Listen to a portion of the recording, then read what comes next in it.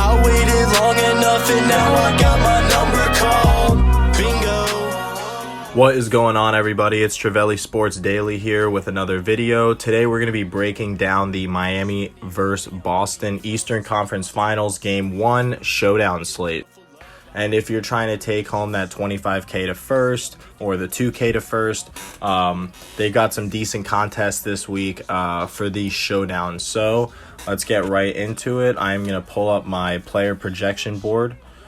Before I go any further, I'm just going to ask, if you support the channel, please give me a like, a comment, subscribe, whatever you can. That really helps spread the video for the algorithm, and I really appreciate that. Alrighty, so let's get into this.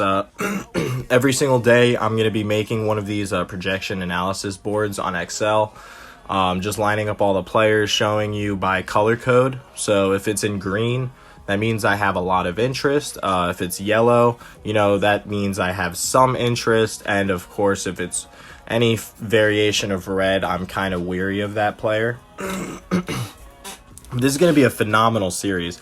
I expect a really good defensive play by both teams.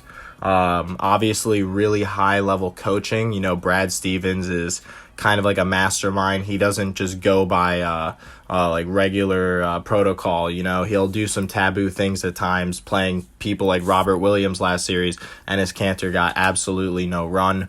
You got Eric Spoelstra, of course, one of the best coaches in the league, top 5 coach, and he knows how to use a really deep lineup. So, you have some teams that only go 8. The Heat could really go 10, 11 players into their lineup, and probably will during this series because of the versatility of both teams. So first thing we want to talk about, obviously, is the game script. This is going to be like I said, a defensive battle between wings and guards. If you are a guard, you're going to love this play by Kemba Walker, Goran Dragic. You're going to have just Marcus Smart running around out there, Tyler Hero running around out there. All these players are good projection-wise. However, just remember that this is going to be all about matchups, in my opinion. When you look at the starting fives, a little bit better talent for Boston across the board. But like I said, Miami's the deeper team, and they can run up 10 or 11 in the bench. So really got to keep an eye on the minutes per game for the Miami Heat. Boston, not many questions as far as minutes go. We're going to have to wait and see whether they want to play Cantor or whether they want to play more Robert Williams. Last series, Robert Williams got it, and his Cantor got no run. But this series, I expect more of the same because Bam Adebayo is such a, a fast hustle, assist, rebound, every type of category this guy can do it. He's kind of like a do-it-all center, and he's getting better. You can't really put Enes Kanter on him at any stretch because that's not going to work. So I think that Robert Williams will continue to get run, and maybe some Grant Williams as well to defend players like Kelly Olynyk, because Grant Williams will have the lateral quickness to go ahead and get that done. All right, so taking a look at the player projection sheet here, we'll start off with the highest, and we'll just work our way down. So we got Jason Tatum coming in at 10-4, so captain price is going to be 15-6 or something like that. This is for DraftKings, by the way. If you play FanDuel, SuperDraft, whatever the case may be, that's awesome. Projections are obviously different on those websites, so try to use your best judgment knowing what I would do with DraftKings. So Jason Tatum, I've got him in the green. I have some, pretty high interest in him as far as, look, no matter what the game script is, this guy is going to be running the show for Boston. You only have about 3 options that are, players that are trustworthy ball handlers down the floor. Maybe 4 if you include Marcus Smart, but when Gordon Hayward comes back, I expect to see a decrease in his usage. So, but Jason Tatum, no matter what, this guy's going to be coming off of pick and rolls, taking shots, handling the ball when Kemba isn't. Basically, just know that the offense, he's probably 35 to 40% usage projected every single time he steps the floor. So I like him. I've seen him at 17 this season, so 15-6 is not the worst in the world for a captain, and 10-4 is not the worst. I mean, you have to think of it like this. The guy gets 60 points. he's like a Jokic. Jokic comes in usually at around 10, 10-2, 10-4, and that's what Jokic was averaging. Oh, wait, they won yesterday, so, this is still going here. He's averaging like 55 points in this series, so clearly, if you're going to spend 10, you want to get that value. I believe Jason Tatum can get that. However, watch out for Jay Crowder or Jimmy Butler to try to lock him up, double him at times. I don't expect to see the Heat in a boxing one versus Kemba either. But I do expect Tatum to eat. Whoever's going to guard him is going to do a good job for the Heat, whether it's Jay Crowder or Tatum. But still, you got to take into consideration that this guy is just an all-out baller. All right. So I do like Tatum. Moving on to Butler, we've got, he's obviously going to defend guards. He's going to put a lot of effort into defending the best player on the Celtics that night, whoever it is. He does a really good job of taking on wings and guards, which I really like about him. He's a two-way player. Obviously, you guys know this, but let's dive into some more stats here. Let's go. You look at last game, he went 37 minutes. He went only 6 field goals. He still managed 40 fantasy points because the guy knows how to, like I said, he gets steals, he gets blocks, he gets assists. Last game, he got a steal, he got 6 assists, 10 rebounds. He went 8 for 8 from the line. You know that the guy is going to make his free throws. If you just look at his free throw season, he's shooting 83% on the season. So you can trust him from the line, and you can trust that he's going to try to get there often. Yes, I have some interest in Jimmy. Not the most because he's 96. I've seen Jimmy at 9. That's kind of where I want to get him. I want to steal him at 92. DraftKings has this fascination with like the best player on a team is going to be the highest projected. That's not necessarily true. When you got either, you have to think about Jaylen Brown or Jason Tatum or even Marcus Smart guarding Jimmy all game. This is great defensive play. You have to look for the steal. Which brings me to my next pick. Bam Adebayo is probably one of my highest owned players on this slate. I'm going to definitely get him as much as possible, and I recommend that you do the same. I wasn't big on him in the last series, so I'm not being, biased towards Adebayo in a good way. It's just, he had Giannis and Brook Lopez to deal with in the last series. I don't look at David Tice as much of a defensive threat. I don't look at him as someone that's going to be able to stop Adebayo. The athletic ability of Adebayo alone, and then also he's rebounding, he's passing, he's just look at his minute share. If we take a look at Bam's minute share here, just look at his last game, okay? He's got 30 minutes in the last game, 44 in the previous. In game 3, he got 36 minutes and 33 in game 2 versus Milwaukee. So that's just the last 4 games to give you an example, right? His salary for all of these games was above what it is now. He was coming in at 94, 96, 98, 10-8. There's, when he scored 56 points, that's pretty much a 10K value. You're going to get him at 9,200. And that was a stat line of, what did he get? 26, 12, and 8. Yeah, it's not going to be easy for him to get 26, 12, and 8 every night. But look for him to get 20 and 15. He can get you 40, 48, 50 points. And the reason I say that is David Tice nor Robert Williams, neither of them can cover Bam Adebayo for large stretches of this game. And I'll be surprised to see what Brad Stevens tries to do to slow him down, honestly, because he's too fast and physically dominant over Tice for him to guard him like far away. And then remember that Bam Adebayo has a great mid-range jump shot. So I don't know, that's going to be a mess for Boston. I love Bam. Jaylen Brown, 8,800. Obviously is great, but he's going to be guarded by the best players. One of the two, someone's going to be on Jaylen and someone's going to be on Jason, Jimmy and Jay. Just match them up however you want. Jimmy and Jay are going to be guarding them. It's going to be tough for them. At 8,800, I actually don't like him that much. I have some interest. I find him a phenomenal player. He's going to get probably 35 to 42 minutes a game. But here's the problem. He should be like 7,900. I just think you're overpaying for him. You can get your value elsewhere.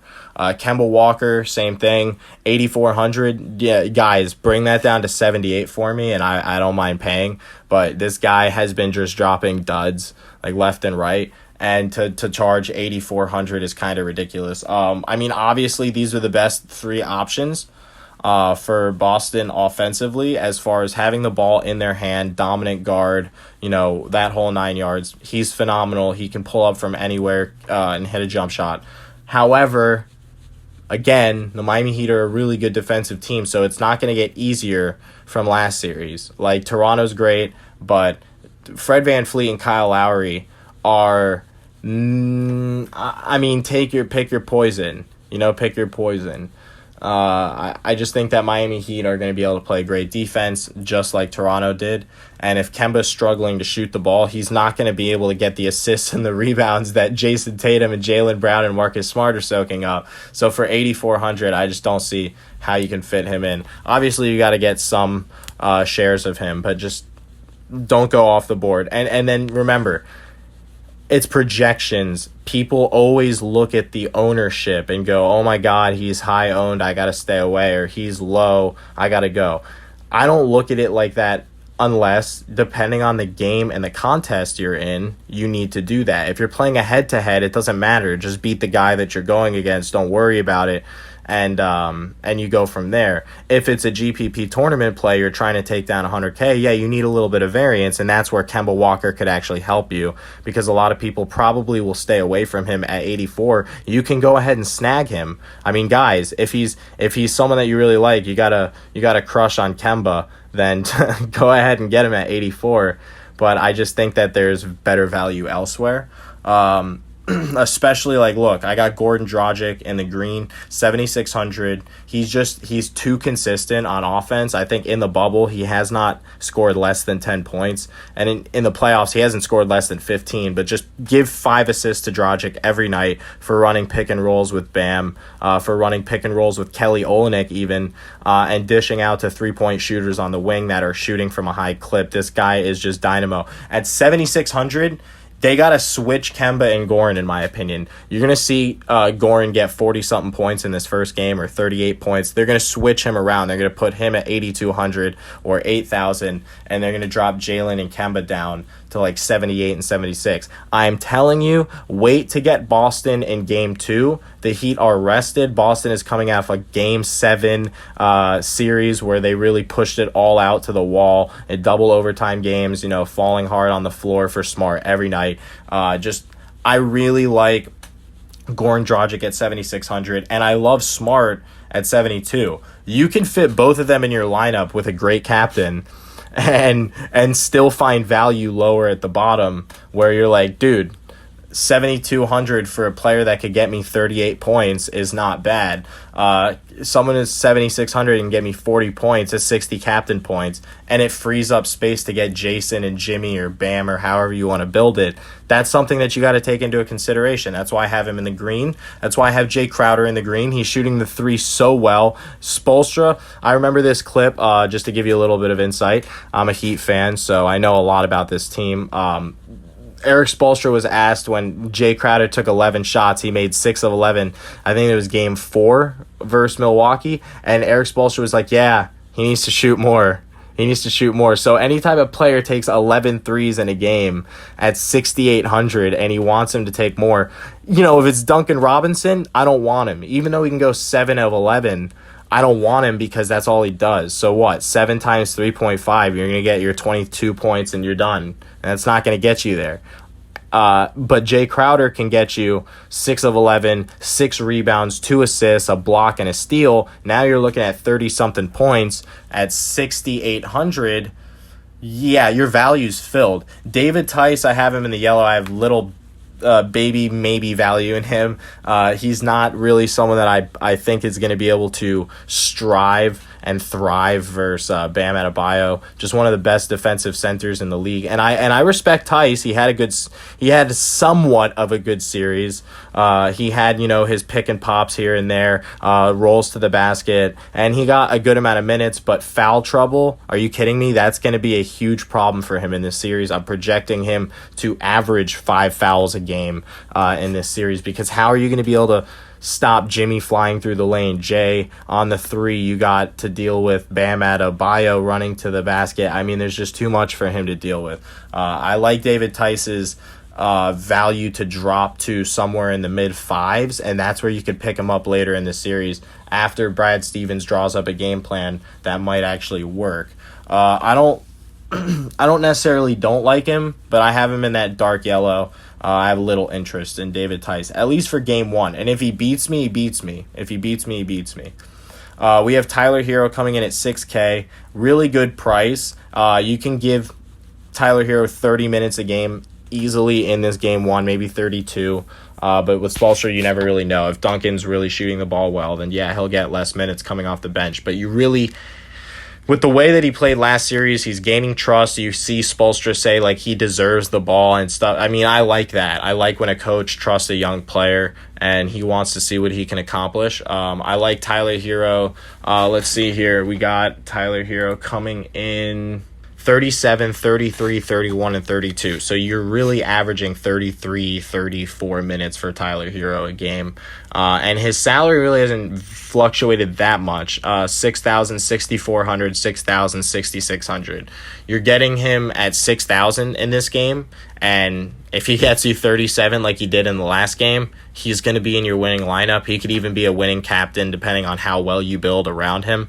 I really like him to get, 10 points minimum, 4 to 5 assists, a couple defensive plays, and, if he gets you 5 rebounds and you're in business for 6,000, I really like Tyler Hero.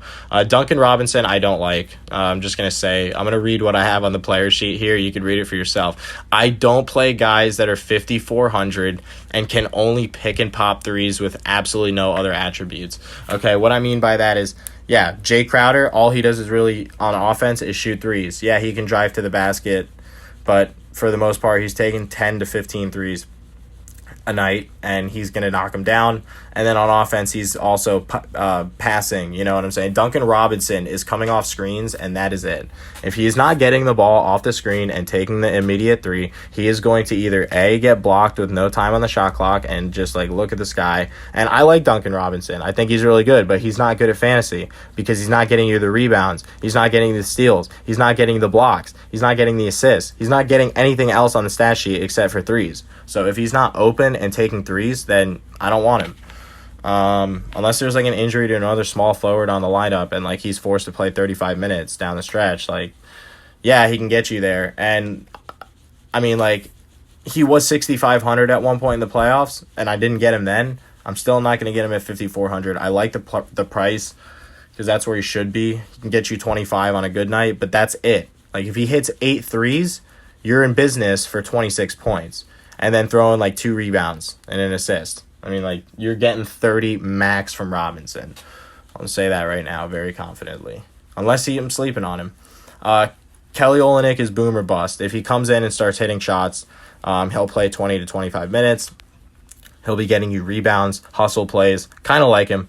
Kind of like him at his price at $5K. But I actually don't. The reason I don't really like the price, I'm sorry, is because of where he was at one point, 36, 3,800. I want him there. Okay, I don't want to pay $5K for Kelly Olynyk. So that's what makes the price ugly. But it's not ugly based on his performance. He could get you 25 points every night in this series, or he can get you 10 because the minutes aren't there. So the price is ugly for that. If he was 4K, I'd play him every single time. Andre Iguodala, once again, the price is just kind of ugly for me. He just hurt his ankle. I would stay away from him for now. Spoelstra's still going to ride him in the second quarter and the fourth quarter. But what is he really going to do? He's going to shoot the three pretty bad. and he's not even going to run the offense. So, like, he's just going to play defense, get rebounds. I don't really like him. There's value elsewhere on this slate to fill in. Robert Williams is actually the guy that I would pick value-wise this series. He had a good series last series, and that was in the moment with huge implications on the line, right? Now the implications are even bigger. You can't go back to Cantor now. I think that Robert Williams actually gets like 15 to 25 minutes a game, depending on his play. And at 4K, the value was there when he was in the 2s and 3s. But at 4K, now you know what you're getting. You're getting a guy that could get you a dark horse double-double.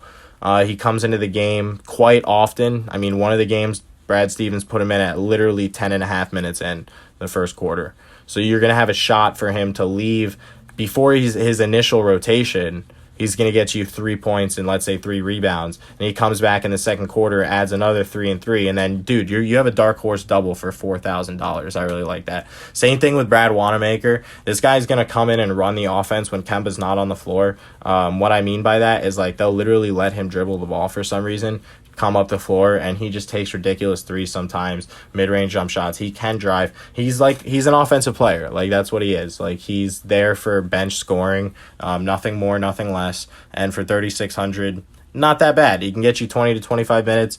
I like the value in these 2 bench players for Boston, so that you can shop around at the top. And then I'm going to say this really quickly. The next 3 players probably won't play that much. Like, Kendrick Nunn could get you 10 to 15 minutes and could break the whole slate, but are you going to bet on that? I'm not. I'm going to stay away from that for at least like a game or 2 and to see what he does. Same thing with Semi and Myers. I'm just going to let them play themselves out 5 minutes a game and see what they can do. Eventually I'll get beat, but I'm playing the field against them.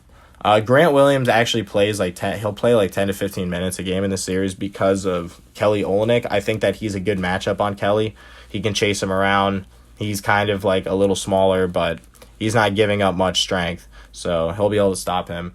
Like, he could play some minutes, and at 2,600, if he gets 20 minutes, is 15 points going to get you there on his best night?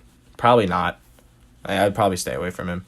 Derek Jones, if there's an injury, this guy is going to break your slate. If there's any injury, like Kelly Olynyk gets injured, even, someone like Duncan goes down, if Bam goes down, this guy is going to get 25 minutes. If someone goes down early in the game, this guy's going to get 25 minutes. And if someone has him at $1,400, you're pretty much dead in the water. So I'm not going to play him right now because he has just no upside with the amount of minutes he's getting. But if he did get 25 minutes, dude, his upside's amazing. He can jump out the roof. He can rebound. He can even shoot the 3, spreads the floor. Really, like, who do you put on him? He's kind of like a skinny Scottie Pippen.